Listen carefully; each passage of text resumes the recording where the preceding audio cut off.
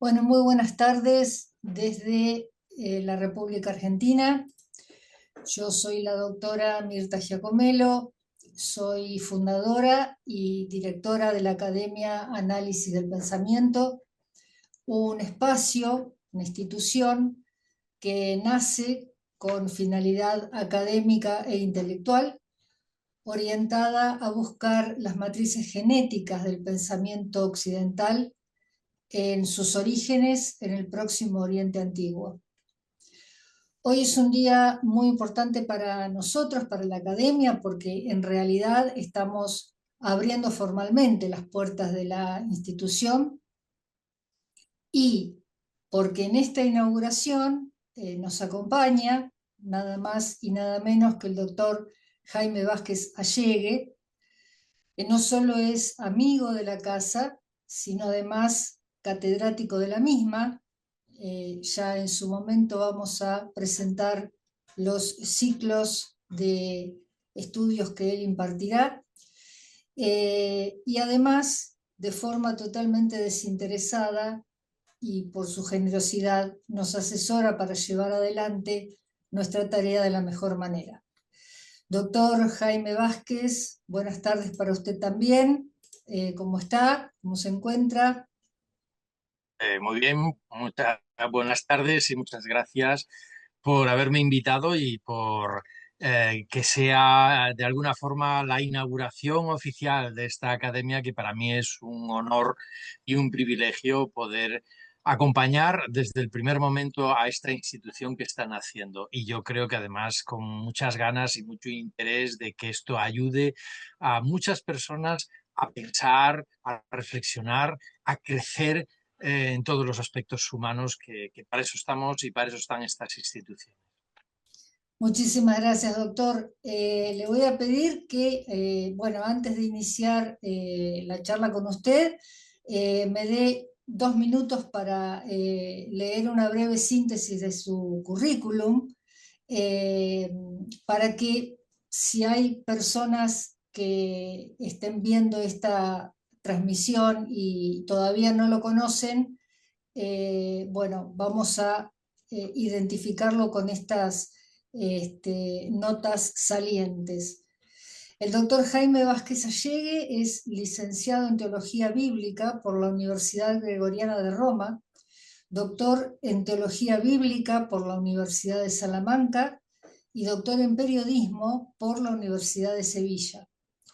Se ha formado asimismo en el Instituto Español Bíblico y Arqueológico de Jerusalén, donde realizó su doctorado sobre paleografía hebrea de los manuscritos del Mar Muerto, con una tesis titulada 1QS1115, el prólogo de la regla de la comunidad de Qumran. Ha desarrollado sus tareas en diferentes instituciones con altos grados de responsabilidad, habiendo formado parte del equipo de traductores de la Sagrada Biblia en la versión oficial de la Conferencia Episcopal Española. Ha ejercido como vicedecano de la Facultad de Teología de Salamanca, secretario general del Centro de Enseñanza Superior Alberta Jiménez de Palma de Mallorca y actualmente director de la prestigiosa revista europea Reseña Bíblica.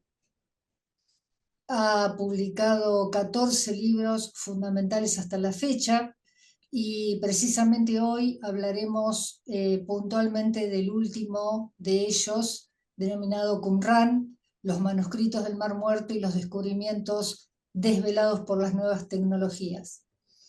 Actualmente participa del prestigioso grupo de investigación Proyecto Arqueológico Tel El Fara en Cisjordania, Israel, bajo la dirección de la Universidad de La Coruña para el periodo 2018-2027.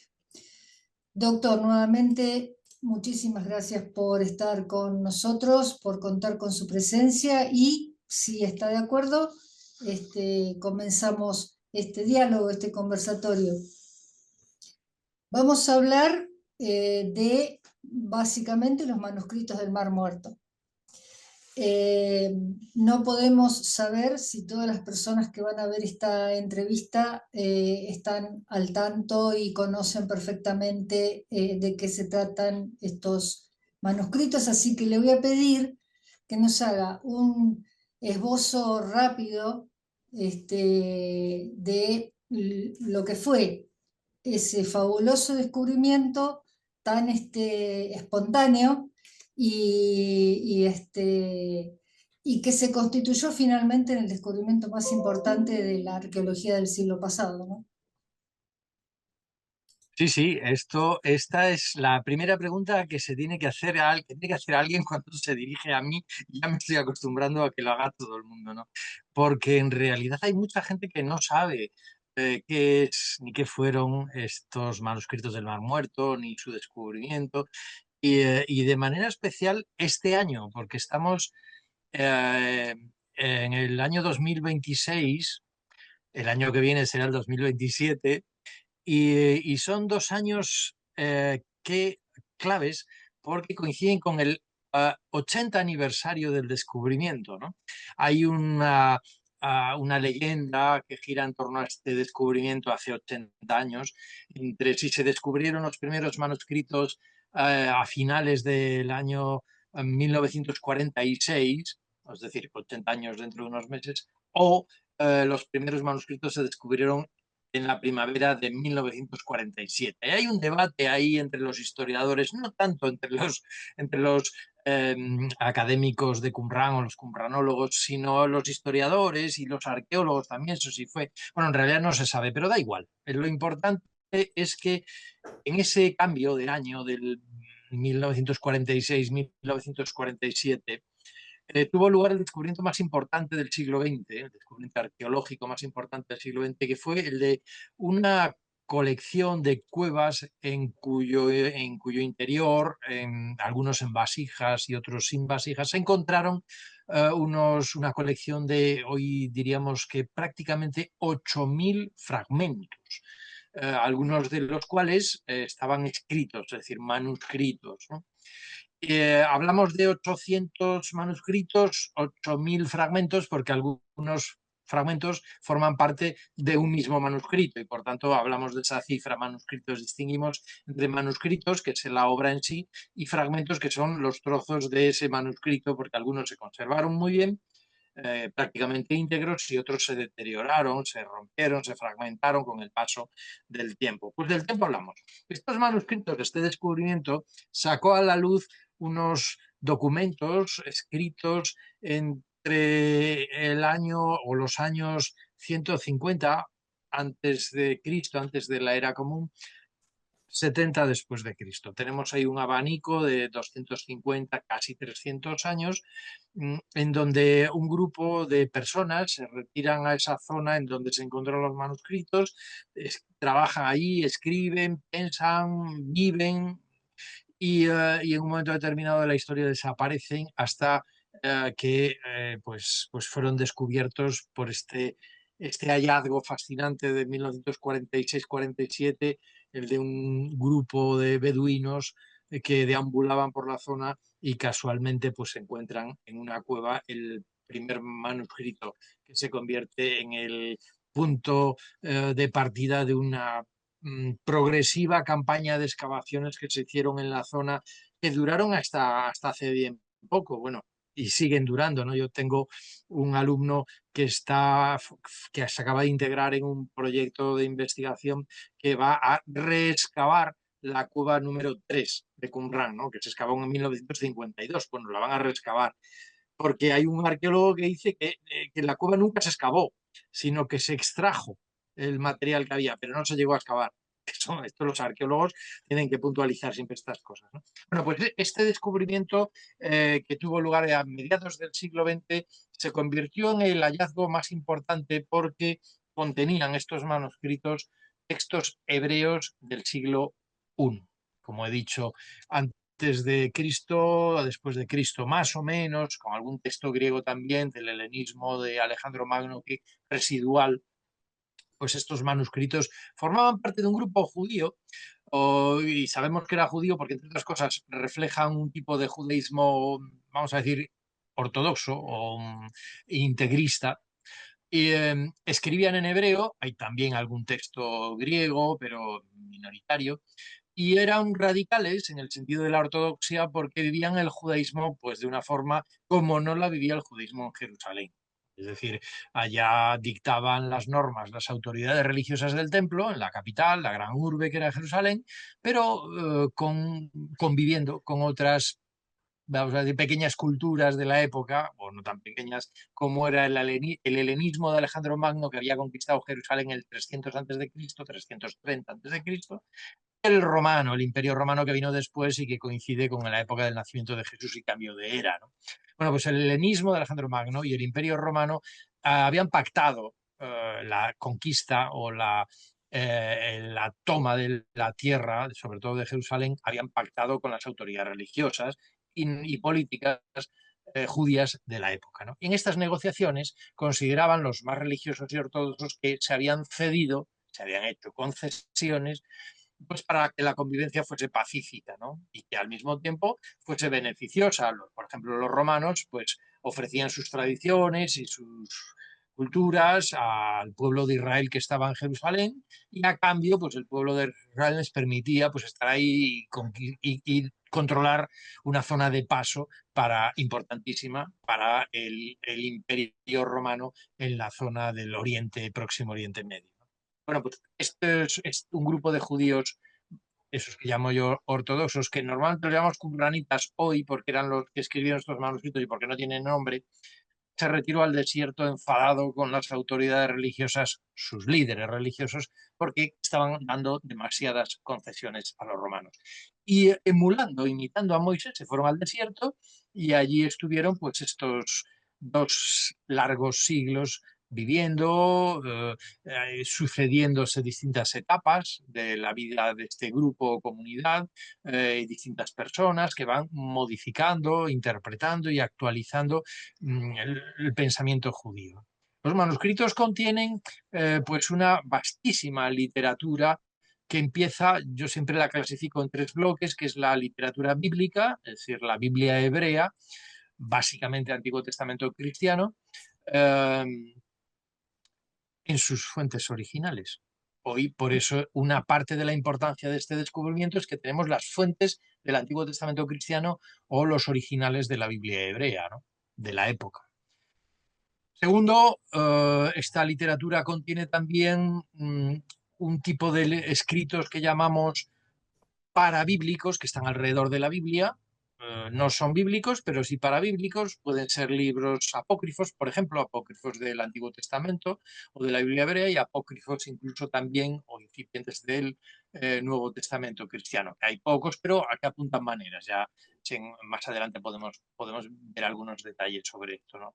Y en tercer lugar, pues tenemos una literatura extrabíblica. Repito, bíblica, parabíblica y extrabíblica. La extrabíblica es la que ni es bíblica ni está vinculada, como los apócrifos, a la parabíblica. También son parabíblicos, pues comentarios a la Biblia, tipo Pesher, Midrash, Targum, que hacen los autores de esos manuscritos. Y en ese tercer bloque de textos extrabíblicos son textos legales, normativos, incluso ejercicios literarios o pensamientos, textos filosóficos, textos astronómicos, textos poéticos, pero que no son ni bíblicos ni parabíblicos.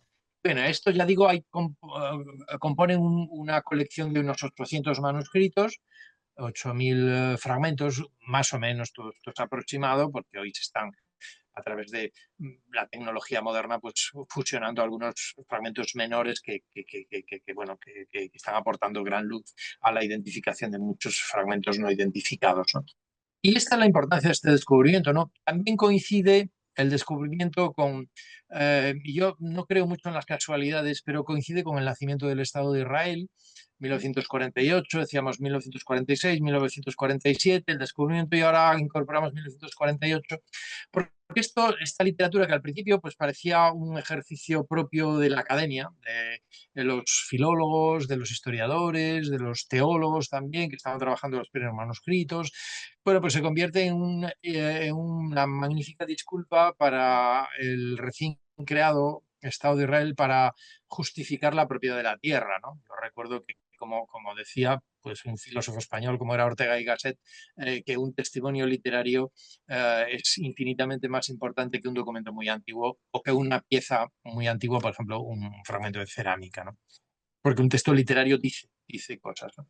Y aquí tenemos una literatura que nos está hablando de que el pueblo de Israel habitaba esa tierra y habitaba también Jerusalén, ¿no?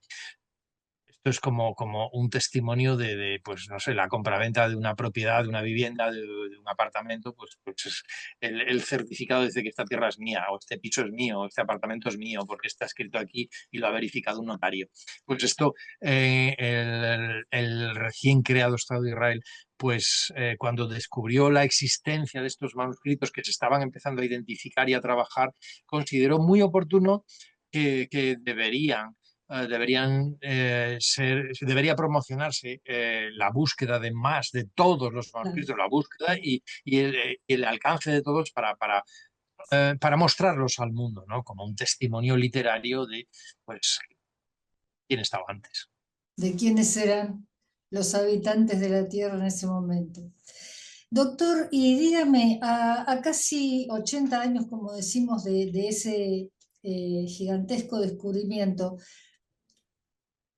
¿cuáles han sido los mayores aportes prácticos y fácticos que han hecho los manuscritos al estudio, para el estudio y para inclusive la reconstrucción de la Biblia hebrea? Perdón, creo que usted lo va a decir, pero cuando hablamos de Sí, Biblia hebrea hablamos de Antiguo Testamento para los cristianos, ¿no? exacto, sí, sí.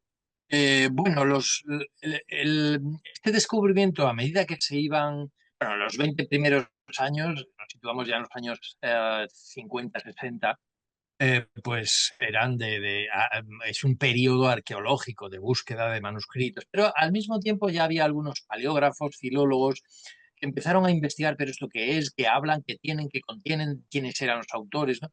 Y ahí es en donde empezó a salir a la luz la importancia literaria de estos manuscritos. ¿Qué aportan un documento como este, ¿no? Bueno, pues algo allá dije al principio, tiene que ver con las fuentes de la Biblia, ¿no?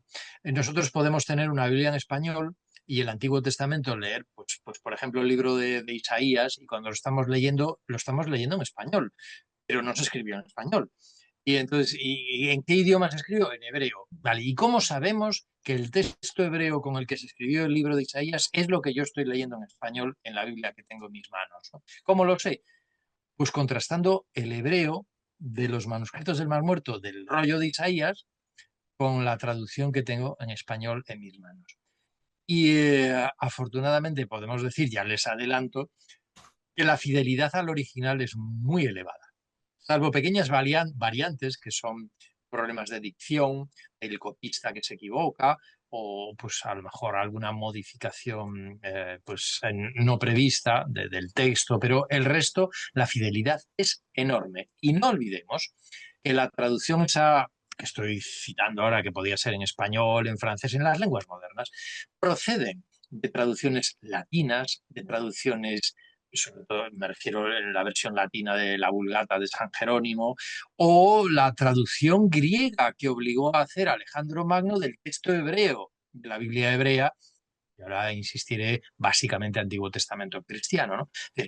Los referentes que teníamos eran el griego, el latín como fuentes más antiguas, y a partir de ahí se estaban haciendo traducciones y traducciones. ¿Y quién garantizaba que lo que estábamos leyendo es lo que había dicho el autor o había escrito el autor? ¿No? Bueno, pues estos manuscritos nos han verificado y demostrado que la fidelidad de lo que el autor escribió en su día inicialmente en hebreo se corresponde bastante bien con las traducciones que tenemos en los idiomas modernos.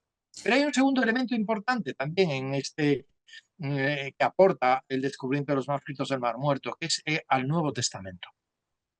Importantísimo para los cristianos descubrir quiénes eran los fariseos, los saduceos, los celotas, los sicarios, los esenios, los sumos sacerdotes, los grupos que había en el judaísmo. ¿Cómo entender por qué se acercan a Jesús a preguntarle? ¿Y por qué lo llaman rabí, maestro? ¿Y por qué le hacen las preguntas capciosas, aparentemente, de por qué di y nosotros caemos? Porque el judaísmo en el tiempos de Jesús, es decir, el judaísmo del Segundo Templo, en época de dominación romana, estaba sometida a una crisis enorme. Una crisis que solo es comparable con la destrucción del primer templo de Jerusalén por Nabucodonosor el 586, 87, 87, 86 antes de Cristo. Además, se confirmará con la destrucción, otra vez, del segundo templo, el año 69-70, por parte de los romanos. Entonces estamos en dos momentos críticos de la historia, pues los manuscritos coinciden con este nacimiento del cristianismo que corresponde con la época de la dominación romana, en cuando se empiezan a escribir los primeros escritos del Nuevo Testamento, la primera carta a los tesalonicenses por parte de Pablo, que la tenemos en el Nuevo Testamento en la literatura epistolar, o el primer evangelio que se escribe, el de Marcos, no antes del año 70, que ya apunta a la destrucción del templo de Jerusalén. Pues, ¿qué tenemos? En estos escritos, en estos manuscritos judíos de la época en la que vivió Jesús, se nos describe cómo estaba Jerusalén, qué problemas había, qué situación se vivía durante el periodo romano, por qué un grupo de judíos decide irse al desierto y abandonar Jerusalén y el templo, que era lo más importante para ellos. ¿Por qué? Por esto. Bueno, y ahora entendemos, claro, el cristiano que lee los manuscritos entiende mejor el Nuevo Testamento. Porque dice, ahora entiendo por qué le preguntan esto a Jesús, porque en Jerusalén había este problema. Ese problema no me lo cuenta el evangelista, porque el evangelista lo que me cuenta es el mensaje de Jesús. Mensaje de Jesús.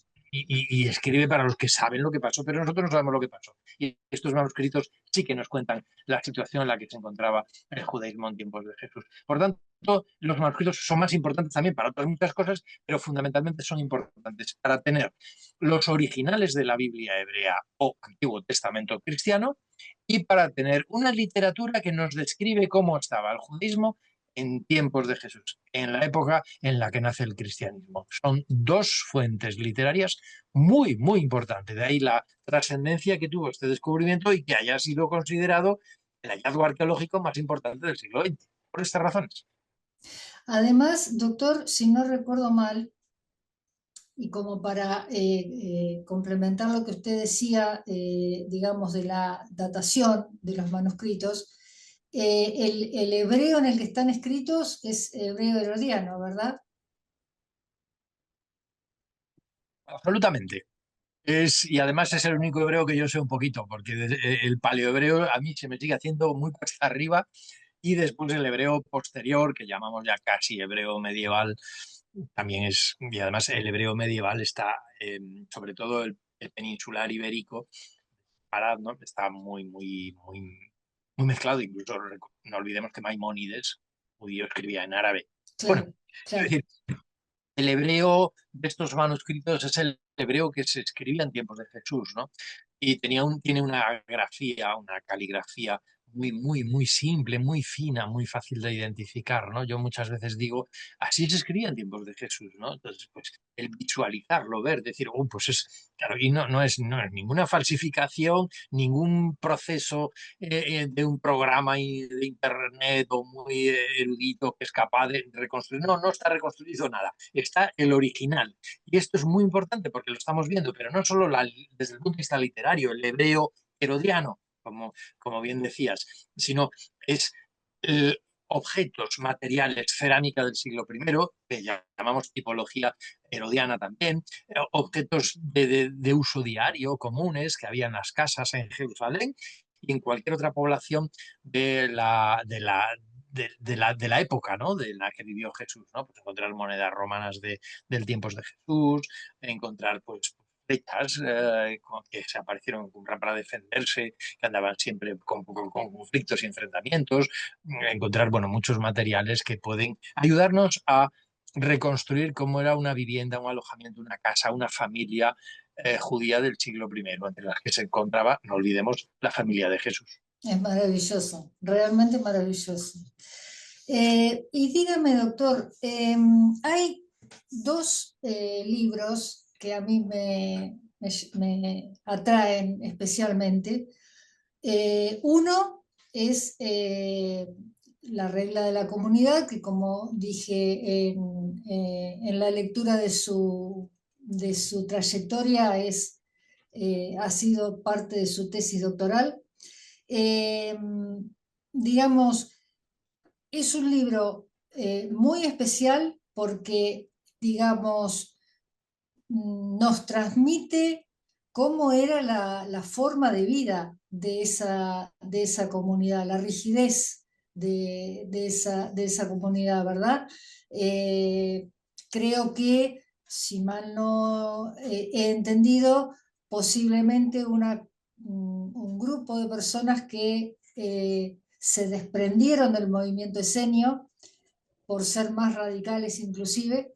Y bueno, a lo mejor nos puede contar un poquito de qué va la regla de la comunidad. Sí, sí, es de lo que más puedo contar porque es lo que más he trabajado, ¿no? Eh, la regla de la comunidad es un texto extrabíblico. No es bíblico ni parabíblico, es extrabíblico. O sea, no tiene nada que ver con la Biblia. Es un texto extrabíblico normativo, por eso se llama regla. El título hebreo Sefer Serech Hayahat, ¿no? Que es libro de la regla de la comunidad. Bueno, pues es un texto jurídico, es un texto legal, es un texto normativo, es un texto constitutivo, como una constitución de un país. O sea, el texto legal que determina la identidad de un pueblo, de una nación, ¿no? Pues esto es la regla de la comunidad, ¿no? Es un texto legal que tuvo un proceso de redacción eh, por etapas, lo cual refleja que hubo momentos distintos en la vida de este grupo que fue evolucionando. Yo más que evolucionando creo que involucionando, o sea, radicalizándose con el paso del tiempo, ¿no? Y sobre todo lo que muy bien ha dicho la doctora, que es que refleja la identidad de este grupo, ¿no? Todos los textos normativos y de identidad pues explican quiénes somos, por qué estamos aquí, qué hacemos aquí, cuáles son nuestras características y nuestros pensamientos, ¿no? Nuestras ideas, ¿no? Efectivamente, el movimiento esenio es uno de los, yo calculo, 50 grupos distintos que había en Jerusalén en tiempos de Jesús. Esto es una tarea que me gustaría hacer, empecé a hacerla hace unos años, pero me di cuenta de la dificultad que tenía a la hora de hacer un estudio con vistas a una publicación de todos los grupos que había en Jerusalén en el cambio de era, en Jerusalén en época del Segundo Templo y con los orígenes del cristianismo, ¿no? Porque he calculado casi 50. O sea, siempre hemos oído hablar, sobre todo a través del Nuevo Testamento, Flavio Josefo también, Filón de Alejandría, Plinio el Viejo, hablan de grupos, pero pocos, ¿no? No llegan a 10, 12, que son los saduceos, los fariseos, los celotas, los sicarios, los esenios, de vez en cuando dicen. No el Nuevo Testamento, pero sí Josefo. No sé, Sanedrín, otros grupos, autoridades, castas, Samaritanos. samaritanos también, efectivamente, ¿no? Bien, pues 50. Sabemos, y no sabemos quiénes son, porque hablamos, pero los fariseos quiénes eran. Bueno, los fariseos eran, no sabemos quiénes son, o sea, tenemos muy pocos elementos para reconstruir el pensamiento farisaico, ¿no? Pues imagínense si a estos que nos suenan añadimos otros que no nos suenan de nada y Claro. que tenemos muy poca información. De ahí la dificultad que decía con la que me encontré hace unos años a la hora de intentar hacer un borrador de cuáles serían los casi 50 grupos que había en esta Jerusalén de esta época, ¿no? Bueno, pues un grupo de ellos era el movimiento del Señor. Yo no lo llamo grupo, lo llamo movimiento, porque tampoco están muy definidas las diferencias entre movimiento, grupo o partido político o partido o Ah, grupo religioso. Entonces, porque hoy los distinguimos en los nuestros, pero en la época no, era todo más o menos lo mismo. Un grupo era religioso, era a la vez político, era pues, todo, y a veces hasta guerrillero, y también era religioso claro, y era claro. político. O sea, no podemos identificarlos con nuestros parámetros actuales, ¿no? Bueno, pues había un movimiento que era el movimiento esenio. Esenios no suena más porque quizás ha trascendido, porque tienen un toque así de misterio, ¿no? De radicalidad, pues los esenios, pues sí, efectivamente era un grupo ortodoxo, ¿no? Un grupo fiel a la tradición, un grupo, pues, vamos a decir, conservador del judaísmo de la época, que tenía su presencia, su fuerte estaba en Jerusalén, además relativamente cerca del Templo de Jerusalén, vinculado de alguna forma a las autoridades religiosas como sacerdotes y sumos sacerdotes, también levitas.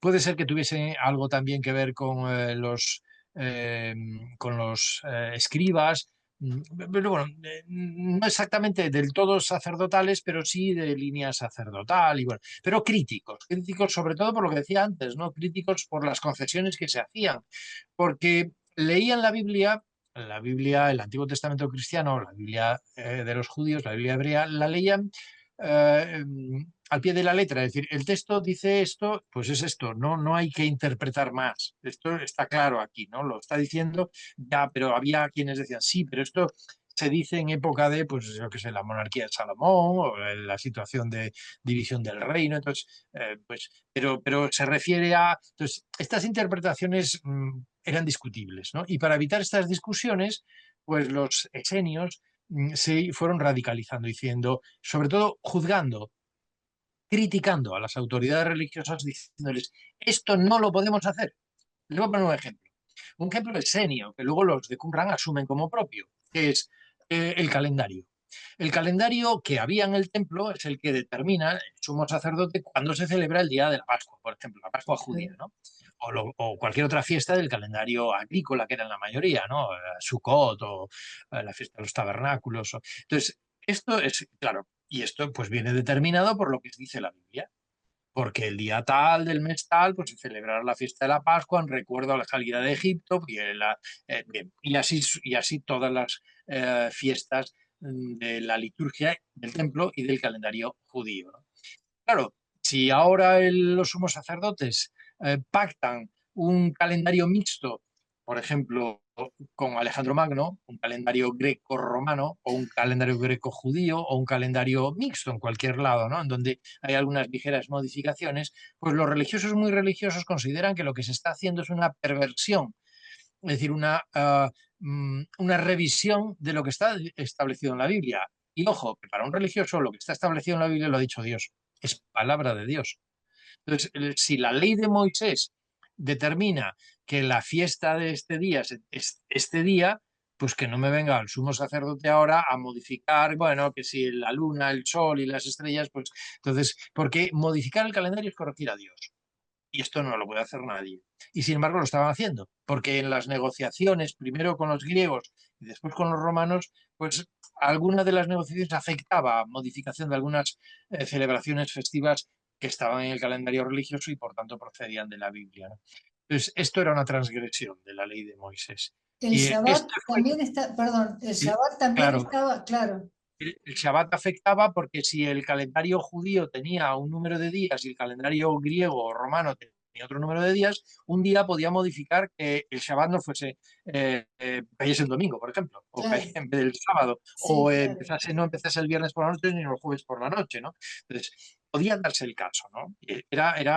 Entonces, al principio es verdad que siempre estuvieron verificando que no se produjesen estas modificaciones, ellos mismos lo dicen, pero en otras ocasiones se les podía colar, ¿no? Y esto, claro, era impropio de una persona religiosa, ¿no? Cumplidora con lo que está establecido en la Biblia, en la ley de Moisés.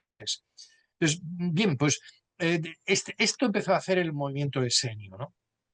Pero con la llegada de los romanos, esto se hizo peor todavía, se empeoró la situación y las concesiones fueron mayores. Ya no era solo la cuestión del calendario, era otro tipo de cuestiones religiosas, cuestiones litúrgicas, espacios sagrados que dejaban de serlo, o sea, incorporar en Jerusalén, pues no sé, por ejemplo, pues un lugar para hacer carreras de caballos o un lugar de baños para deportistas o no, o sea, no, esto yo sé que no. Y entonces, claro, ahí surge una figura que probablemente se llamaba, como aparece en la regla de la comunidad, el maestro de justicia, el tzedek, que es el que dice, no, mira, se acabó. Esto no solo no mejoramos, sino que empeoramos. Así que esto ya no es judío. Esto ya no es el judaísmo de nuestros antepasados. Nos vamos al desierto, como hizo Moisés. Nos vamos al desierto y se van al desierto, ¿no? Entonces, del movimiento esenio sale el grupo de Qumran, que es este que se fue al desierto. Esto hoy lo podemos decir porque en los años 90, 2000, de ahora, pues el análisis de estos textos llevó a estas conclusiones. En mi tesis doctoral sobre la regla de la comunidad, lo que hice es verificar las distintas etapas redaccionales del texto. ¿Esto qué significa? Pues que, por ejemplo, en un texto legal hay un código penal. Un código penal que dice, esto no se puede hacer. Y si lo haces, pues castigo. ¿Qué castigo? Bien, pues cuando ese texto, ese código penal establece pues unas penas por cometer un delito y esas penas se van agrandando con el paso del tiempo, quiere decir que el grupo se está radicalizando. ¿Por qué? Porque al principio era, pues si cometes este delito, pues un día pan y agua. Y más adelante, unos años después, si cometes ese mismo delito, ya no es a pan y agua unos días, sino es unos meses o unos años, o expulsión de la comunidad o hasta pena de muerte, que también la hay, ¿no? Entonces, este estudio literario del documento final de la regla de la comunidad permite entrever distintas etapas redaccionales en la redacción, en la evolución del texto, ¿no? Y esto, pues, hoy es relativamente fácil de descubrir simplemente leyéndolo. Lo lees y vas viendo, pues, que esto es lo que trabajé. Y por eso es tan importante este documento, porque no solo nos reconstruye la identidad de los autores de los manuscritos, sino que nos permite reconstruir también el problema que había en Jerusalén pues con concesiones que se estaban haciendo, ¿no? Por eso es tan importante la regla de la comunidad. Yo es un texto que le tengo muchísimo cariño porque cuando yo lo empecé a trabajar, que fue allá por el año 1997-98, soy muy mayor, y en el 97 y 98 había poca literatura sobre este texto, ¿no? Y recuerdo un profesor en Jerusalén, precisamente en la Universidad Hebrea de Jerusalén, que me dijo, yo ya llevaba unos meses trabajando, y me dice, oye, pero Jaime, ¿por qué estás haciendo tu tesis doctoral sobre este manuscrito? Porque además lo hice sobre el prólogo solo, que es el Pero, último que se escribe, las primeras 15 líneas de la primera columna del texto. ¿Pero por qué estás haciendo? Y yo dije, pues mira, pues no sé, porque me pareció interesante. Y dice, no, tiene que haber alguna razón. Pues no, no había ninguna razón. Y me dice, pues has acertado, has tenido mucha suerte porque has elegido un texto muy bueno, que tiene muchísimo de fondo y que te va a aportar luz durante décadas de estudio.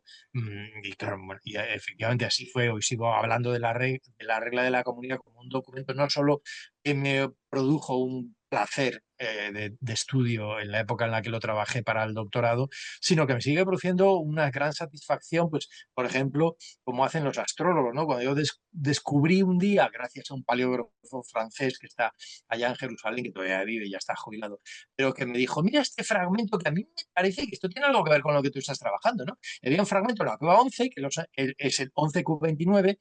11 es el número de la cueva que se encontró por orden de descubrimiento, ¿no? La cueva número 11 fue la última que se encontró con manuscritos. Luego se excavaron muchas más.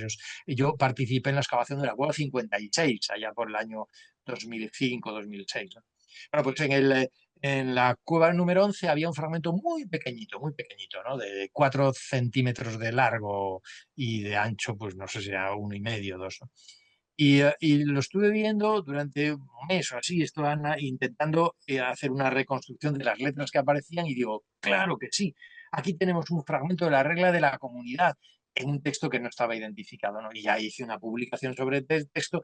Y recuerdo que hasta hace bien poco, cada vez que voy a Jerusalén le pregunto a mi maestro de paleografía, le digo, oye, ¿ha aparecido alguien que haya dicho que me equivoqué a la hora de identificar este? Me dice, no, no, no, esto todavía ya, no hay. si a los 5 años nadie ha cuestionado la identificación de este manuscrito, de este fragmento, es que este fragmento ya lleva tu nombre. Y dije, mi nombre no lleva el nombre del 11Q29, regla de la comunidad, que es un texto muy pequeñito, Bueno, una pero variante.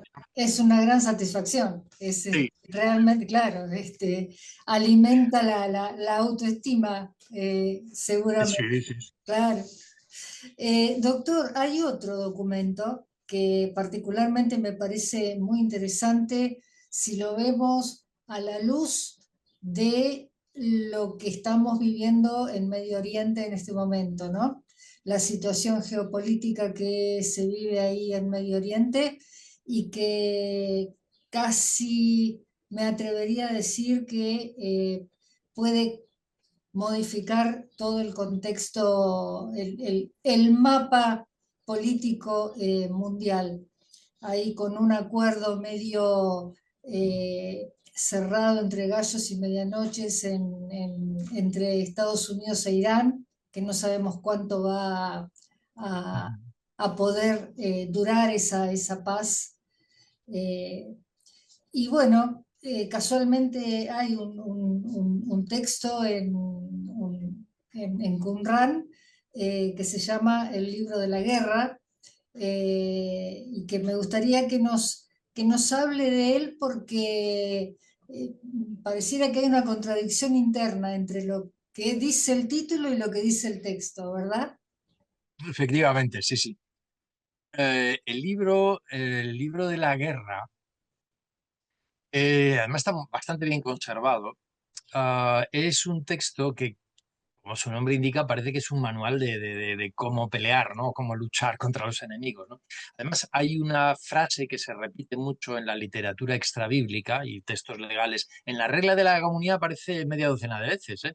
Que es los hijos de la luz y los hijos de las tinieblas, ¿no? Benei Or, Benei Hajoyim, ¿no? Bueno, pues los hijos de la luz son los buenos, supuestamente, y los hijos de las tinieblas son los malos. Bien, ¿y quiénes son los malos? Porque los buenos ya suponemos que son los autores de los manuscritos, que se han ido al desierto, y los malos, durante décadas pensábamos, cuidado que Pablo también, San Pablo en sus cartas en una o dos ocasiones utiliza la fórmula hijos de la luz Le también, iba, ¿eh? le iba a comentar eso, sí, sí. Esto. Es decir, que como que formaba parte del lenguaje de la época, ¿no? Por eso tan importante estos manuscritos, porque nos ayudan a decir, mira, ya sabemos de dónde Pablo sacaba esto. Cuidado, que tampoco quiere decir que Pablo estuviese metido con este grupo, ¿eh? No, no, no, No, en no, no, absoluto. no, está. No, no.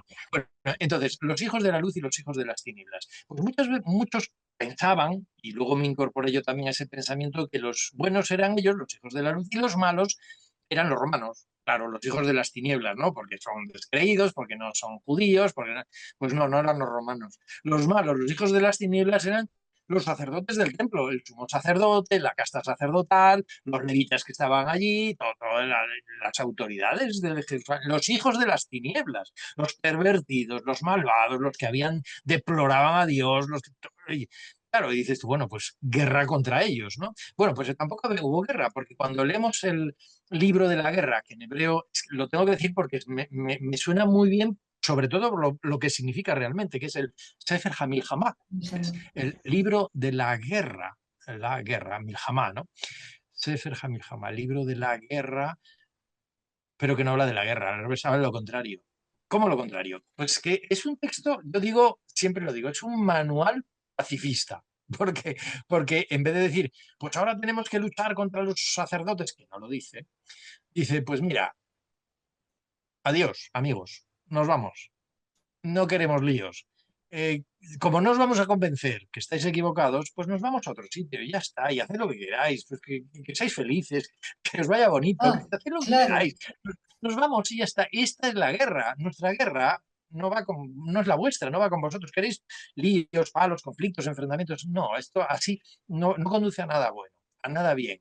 Y Dios no quiere esto. Así que pues nos vamos al desierto a estar con Dios, a rezar, a estudiar, a leer, a pensar, a mirar a las estrellas y cosas así, ¿no? Por tanto, el libro de la guerra, como ha dicho la doctora, eh, es un libro precioso, es un libro muy bonito, pero es un libro que produce una contradicción, porque uno parece que se va a encontrar con un manual bélico y lo que se ha encontrado una descripción de cómo llevarse bien, aunque no piensen igual. ¿Es un Y libro cuando muy una informa... ¿Es un libro muy extenso, doctor? No, no, es un libro breve, a ver, está bastante bien conservado, pero tiene grandes lagunas y falta documentación. Pero bueno, se ve enseguida, ¿no? Es muy interesante y muy aconsejable, como bien decía, los momentos que corren ahora mismo, sí. Una filosofía de vida muy especial, evidentemente, claramente. Hay una serie de libros sorprendentes que suelen ser extrabíblicos o parabíblicos, si acaso, pero sobre todo extrabíblicos que sorprenden muchísimo porque hace unos años trabajé un libro que cuando uno lo empieza a leer parece una cosa, pero después resulta otra completamente distinta. Es que los autores de estos manuscritos eran unos grandísimos intelectuales y dominaban el lenguaje y escribían muy bien y pensaban mucho. No tenían otra cosa que hacer tampoco, Claro, ¿no? claro, Pero claro. hay un libro que es que está en la cova 4, está bastante deteriorado, pero es grande, se puede reconstruir relativamente fácilmente, que si no me equivoco era el 4Q144 141, no sé exactamente, pero se titula La mujer demoníaca. Ah, Y dirán ahora, qué horror, ¿no? Pues es un texto precioso. Y dirán, pero es machista porque... Que va, no, no, todo lo contrario. Es una reinterpretación de lo que es el Proverbios 31. Es la mujer perfecta que aparece al final como apéndice al libro de los Proverbios, que es un texto poético, acróstico y alefático, ¿no? Acróstico es que cada primera letra de cada verso pues tiene una letra, y alefático porque tiene el alfabeto hebreo, que se llama alefato, no se llama alfabeto, alfabeto solo es sí, griego. sí, claro. Entonces, es un acróstico alefático muy bien elaborado. ¿Y de qué habla este acróstico? Pues es la réplica a la mujer perfecta de Proverbios 31, ¿no? Que es la mujer imperfecta. Es decir, pero que no es una mujer, como tampoco es Proverbios 31, es la sabiduría, ¿no? La sabiduría, en este caso, la ignorancia. Es una personificación de la ignorancia diciendo, qué horror que no sepas quién es Dios, qué desastre que no tengas una orientación religiosa, qué mal lo vas a pasar en la vida, o sea, qué desilusión pensar que no hay vida después de la muerte. Todo esto es la mujer perfecta, o sea, en este caso la mujer demoníaca, ¿no? Que es pues, un desastre, todo es un desastre, la no fe. Lo diríamos el ateísmo, la increencia, ¿no? Es un caos, un desastre, ¿no? Lo personifican en una figura femenina. Bueno, porque Proverbios 31 había personificado lo contrario, la sabiduría en Proverbios en una mujer perfecta. Exactamente igual, ¿no? Por eso digo que hay una serie de manuscritos que son espectaculares, ¿no? Maravillosos, que uno los lee y dice, qué riqueza ya tuviesen hoy nuestros pensadores y sobre todo nuestros políticos un conocimiento mínimo de todo esto, ¿no? Y estamos hablando de hace 2000 años, ¿no? Que sabían infinitamente más que nosotros hoy. Bueno, ya nos va a contar más en detalle en alguno de los diplomados que nos va a dictar, doctor. Estupendo. Sí, sí. Y lo vamos a tener muy en cuenta y yo me voy a acordar de recordarle que tiene que traer todos estos textos novedosos, porque verdaderamente eh, uno piensa en los manuscritos del Mar Muerto y piensa en los 8 primeros textos que los mejor preservados, los mejor conservados, los que están en el santuario del libro, que, bueno, parece que fueran los únicos y sin embargo hay una riqueza literaria y filosófica en toda esa literatura, esa producción que verdaderamente merece la pena ser tratada. Doctor, no sé si tiene su último libro por ahí a mano. A mí lamentablemente no me llegó todavía, pero lo tengo pedido. Lo que pasa es que tiene que venir de España. Y ahí está. Perfecto. Perfecto. Recordamos el título, Qumran y... eh, a ver, Es Qumran, los manuscritos del Mar Muerto y los descubrimientos desvelados por las por nuevas las nuevas tecnologías. Ha tecnologías. Exacto. publicado en la editorial Almuzara, sello Erasmus, colección NUM, en Córdoba, Es un España. libro importante, ¿eh? De bastante grosor, digamos. Ha trabajado mucho ahí. Cuéntenos un poquito entonces, qué, qué ha podido determinar a partir de las nuevas tecnologías, los procesos de escaneo, la inteligencia artificial. ¿Qué han aportado todas estas nuevas elementos o instrumentos para mejorar y ayudar con el estudio de los manuscritos o por ahí con el rearmado de algunos? Sí, bueno, este libro que acaba de publicarse salió en enero, febrero y fue resultado de una conferencia que me pidieron en el congreso que tuvimos en la Asociación Bíblica Española en Madrid hace 3 o 4 años, ya no recuerdo, y era hablar de las nuevas tecnologías. Bueno, el congreso se titulaba Biblia y Ecología. Y a mí lo que me dijeron es cómo la paleografía, yo trabajo en paleografía hebrea de la época de Jesús, herodiana, y claro, es lo más ecológico, ¿no? Reconstruir un fragmento que se ha perdido y que se ha deteriorado, ¿no? Y recuerdo que cuando lo estaba preparando la conferencia, me metí en un ámbito que yo desconocía y sigo desconociendo, que es el mundo de las nuevas tecnologías, ¿no? Que parece que son muy ecológicas, pero al final uno llega a la conclusión de que más ecológico es lo que hacen los paleógrafos clásicos, que es coger una hoja de papel cebolla, de ese que es Ah, medio sí. transparente, pues para reconstruir, y esto es lo más ecológico que hay, no la tecnología informática y todas estas cosas. Bueno, pero es verdad que me di cuenta de que los procesos de reconstrucción de fragmentos estaban en manos ahora mismo de las novedades de última generación de soportes y formatos y programas informáticos, ¿no? Tecnológicos, donde yo realmente que no sé nada, desconozco todo, ¿no? Pero vi que estaban empezando a dar resultados, ¿no? Sobre todo la inteligencia artificial, ¿no? Que yo no sé ni cómo funciona la inteligencia artificial, pero veo los resultados de la inteligencia artificial, ¿no?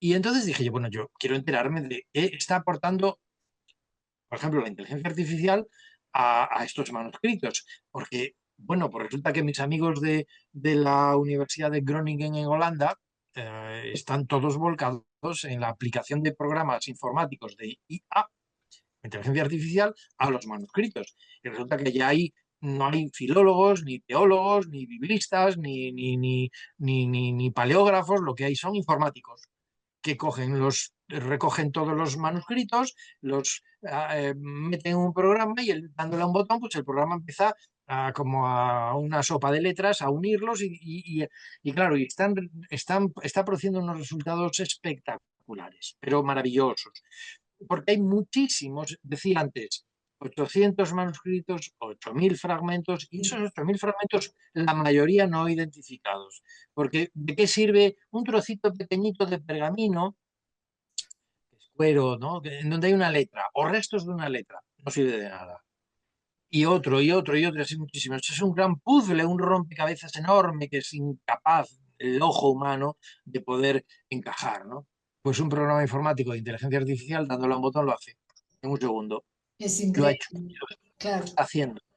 Y lo que el ojo humano no ha sido capaz de hacer durante estos 80 años, ahora en 8 segundos, por seguir con el número 8, lo está haciendo la inteligencia artificial. Claro, los resultados son espectaculares. Son espectaculares porque yo ya me... Realmente se están Sí, sí, sí, sí. componiendo textos. Absol- Están empezando, llevan 5 o 6 años, tienen una serie de promoción y promoción económica, ¿no? Con fundaciones europeas que están participando en estos estudios, y los resultados ya son espectaculares. Yo ya he visto de la COA 4 dos fragmentos que estaban identificados como parte del mismo manuscrito, y de pronto otros textos que van llegando, que se van incorporando, que habían, como estaban fragmentados, trozos, pedacitos, pues estaban en otra posición, pues unos habían perdido el color, y el ser humano, el ojo humano, jamás los hubiese encajado, y Claro.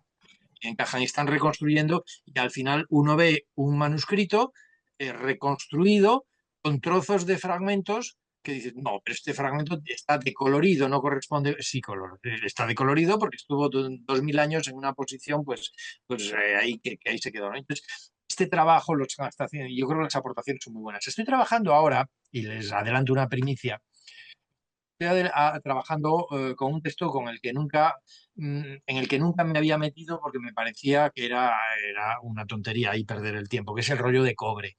El rollo de cobre es un Ah, texto que no está escrito en papiro ni en pergamino, sino en cobre, esculpido en cobre, ¿no? O tallado en cobre. Y lo que hace es describir es como un mapa del tesoro, describe los lugares en donde se escondieron el botín del templo de Jerusalén antes de su destrucción, ¿no?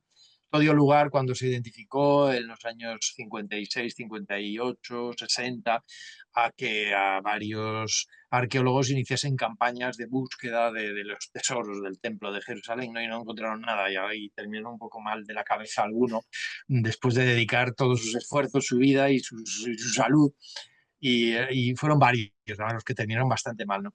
¿Por qué no los encuentran? Pues pensábamos que no los encontraban porque este mapa del tesoro es ficción. Yo en algún sitio lo escribí, esto es un texto de ficción, es un juego, ¿no? Pero me parece que la inteligencia artificial nos puede dar alguna sorpresa. Decíamos que era ficción porque los lugares, la toponimia, la ubicación, tiene denominaciones que no existen, ¿no? Dice, en la colina Coglit, no hay ninguna colina Coglit que se llame así en todo el mundo. Y entonces, ¿dónde está esa colina? ¿Dónde voy a excavar? No sé. Pues donde quieras, porque no hay ninguna. Y claro, y eso llevó a la loquería de algunos que se pusieron mal de la cabeza porque buscaban y no encontraban, buscaban y no encontraban, y por el problema que había con la ubicación de espacios, de escenarios, de lugares, ¿no? Y la cantidad de tesoros que describían, que eran enormes, muchísimos, ¿no? Que el templo los tenía y que los romanos no los llevaron a Roma, porque en el arco de Tito que está enfrente del Coliseo en Roma, lo que se traslada es la menorá, pero nada Menorá, más. claro, nada más. Tesoros no hay, no hay tesoros. Los romanos no se llevan los tesoros del templo. ¿Dónde se quedaron? Bueno, pues yo tengo mis esperanzas puestas y lo estoy estudiando, llevo unos meses estudiando en el rollo de cobre a la luz de estos programas informáticos que utilizan la inteligencia artificial como clave para descifrar el famoso rollo de cobre y el lugar en donde se enterraron los tesoros del templo. Es decir, que estén atentos a las noticias, a los Sí, informativos, que en algún momento las páginas culturales pueden sorprendernos con un hallazgo extraordinario. eso le iba a decir, ya nos va a contar entonces cuando tenga más material y haya podido formarse una idea mejor. Estoy terminando también, bueno, estoy trabajando en un libro que va a ser la segunda parte de este libro, que Ah, es un ensayo novelado del descubrimiento de los manuscritos, que tuvo muy buena acogida en la crítica literaria, al menos aquí en España, ¿no? Y el editor está todavía muy ilusionado con que haga la segunda parte. Y probablemente la segunda parte con la que estoy irá en esta dirección, ¿no? Novelar esta historia, que yo no soy novelista, ¿no? No sé lo que soy, pero soy biblista o paleógrafo, pero novelista no. Pero me produjo una satisfacción muy grata el poder contar, poner por escrito los que para mí siempre fueron mis referentes en la investigación, ¿no? Los que descubrieron los manuscritos, los primeros paleógrafos, los arqueólogos, ¿no? Que tanto he oído hablar de ellos y algunos llegué a conocer y que ya han fallecido, otros que algunos todavía viven, ¿no? Porque han pasado 80 años, ¿no?, de esta historia. Bueno, pues novelar este acontecimiento me resultó enormemente placentero, ¿no? Y bueno, pues estoy intentando hacer esta segunda parte en donde también interviene el rollo de cobre, por supuesto. vamos a aclarar que en ese libro que acaba de mostrar, que si quiere lo puede mostrar a la cámara nuevamente, usted hace un relato novelado, como bien dice, de lo que fueron los descubrimientos, los principales descubrimientos y cómo, digamos, se fue produciendo todo un derrotero de los rollos casi a nivel cinematográfico, ¿no? O sea, han tenido un trayecto de vida hasta que llegaron a instalarse en el Santuario del Libro, que ha sido muy interesante. Así Sí, que sí. recomiendo plenamente los dos libros que el doctor acaba de mostrar. Doctor, yo no quiero robarle mucho más tiempo, estamos ya casi en una hora desde que empezamos, pero si me permite quisiera hacerle una última pregunta y no lo entretengo más. Eh, desde el rigor metodológico, estrictamente científico, eh, a través del estudio de las fuentes primarias, de los textos, ¿existe alguna posibilidad de que Juan el Bautista y Jesús de Nazaret pudieran haber sido integrantes de esta comunidad? Ninguna. Sabía lo que me iba a decir. Esto es la pregunta más fácil de responder. Absolutamente no. Sabía que No. me iba a decir Y eso. digo esto así categóricamente, no me enfado, pero es que ha habido durante décadas publicaciones, incluso libros, Jesús y los de Qumran, Jesús y los esenios, Jesús y no, no, no, no, o Juan el Bautista, incluso Pablo que citamos antes, no, no, no, en absoluto. Es que el mensaje de Jesús es justamente el contrario al mensaje de este grupo. Este grupo es un judaísmo cerrado, integrista, literalista, lo que dice Moisés y punto, y no interpreta nada. Y Jesús está todo el tiempo interpretando la ley de Moisés y saltándose, transgrediendo las leyes, ¿no? Diciendo, ¿habéis oído lo que dice Moisés en la ley sobre arrancar espigas en sábado? Bien, sí, pues yo os digo, no, podemos no sé cuántos y no, o sea, al contrario, vamos, Jesús se acerca por allí y lo apedrean, vamos, no, no, no lo Claro, dejan. Que va, nada. Justo lo contrario. El cristianismo es la oposición, el mensaje de Jesús es lo contrario al pensamiento de los autores de los manuscritos. Nada, ni Jesús. Es verdad que Juan el Bautista bautizaba relativamente cerca, ¿no? Casi en la desembocadura del Jordán, que es donde estaba este grupo, ¿no? En Qumrán. Y que podía haber algún contacto, tampoco. ¿Por qué? Porque ya solo la apariencia de Juan el Bautista, vamos, es que lo ven venir y también lo lapidan, ¿no? Porque no quieren que se acerque. Porque el integrismo de estos de Qumran implicaba que, por ejemplo, lo que hace Juan el Bautista es vestirse con la piel de un animal muerto. Eso es una profanación de la ley de Moisés, ¿no? Un claro, cadáver, estar en contacto con cadáveres, se está poniendo la piel de un camello, de un claro. animal. Comían la comida que estos eran pura comida kosher, no mezclada, no contaminada, es comida pura, como establece la ley de Moisés. Y Juan el Bautista comía lo que encontraba, saltamontes, miel silvestre, y además dice miel silvestre, no miel purificada ni miel no, silvestre, ¿qué más da? Sí. Pues, no, nada, nada. Y luego vamos también al pensamiento de Juan el Bautista y también es la oposición al pensamiento de los de Qumran. O sea, no, no. Nada, ni Juan el Bautista, ni Jesús, ni ningún discípulo, no, nada que ver. Coinciden en el tiempo, pero la pregunta del millón está en por qué el Nuevo Testamento no habla de los esenios y por qué los esenios no hablan del Claro, cristianismo, porque son claro, contemporáneos, ¿eh? Y es por esto, la respuesta es muy fácil, ¿eh? No, no, o sea, ideológicamente están en los opuestos, en pero las las antípodas. Bien, antípodas, eso sí. perfecto. Bueno, doctor, por ahora lo vamos a dejar descansar un poco. Yo quiero, si me permite, además de agradecerle infinitamente esta presencia suya en este momento especial de la academia. Como dije, la estamos inaugurando oficialmente. Eh, la verdad es que quisiera hacer dos anuncios antes de que el doctor se vaya, si me lo permite, doctor.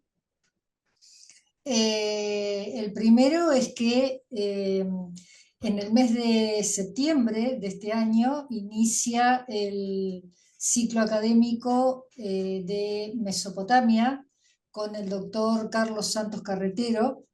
Les anunciamos a los que nos están viendo que ya se encuentran a su disposición en nuestro Facebook y en nuestra página web los formularios de inscripción y si desean formular alguna pregunta para que el doctor Carretero, en una entrevista que le vamos a hacer el día 1 de agosto, las pueda responder luego de que tengamos una breve charla con él para que nos informe acerca de su diplomado. Y el segundo anuncio involucra a nuestra visita de hoy, que ya no es una visita, el doctor Vázquez Allegue es hombre de la casa. Estamos coordinando con el doctor los tiempos, los horarios de los futuros ciclos que vamos a poder contar con él. Así que queremos que estén atentos a nuestras publicaciones. El portal unificado es nuestra página web, análisisdelpensamiento.com, y bueno, allí van a encontrar la información en el momento oportuno. Doctor Vázquez Allegue, le doy mil gracias por haber estado hoy con nosotros, por habernos brindado una parte de su tiempo que es escaso, yo lo sé, y hemos abusado un poquito de usted con nuestras preguntas. Y bueno, nos vemos en cualquier otro momento, capaz que ya en el inicio de alguno de los cursos. Doctor Vázquez, muchísimas gracias. Gracias, doctora Mirta, y ha sido un placer y me lo he pasado muy bien. Yo también, realmente yo también. Muchísimas gracias a todos y bueno, nos vemos en los cursos. Adiós, hasta luego.